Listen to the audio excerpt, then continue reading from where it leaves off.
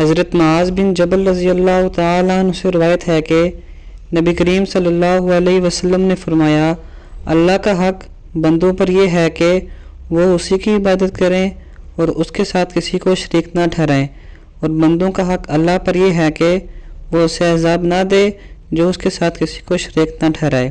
صحیح بخاری کی حدیث ہے جس کی تفصیل کچھ یوں ہے۔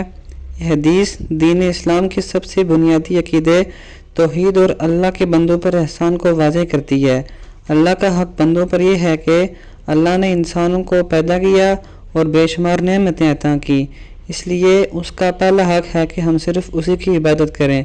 شرک سب سے بڑا گناہ ہے جو اللہ کے حق کے خلاف ورزی ہے۔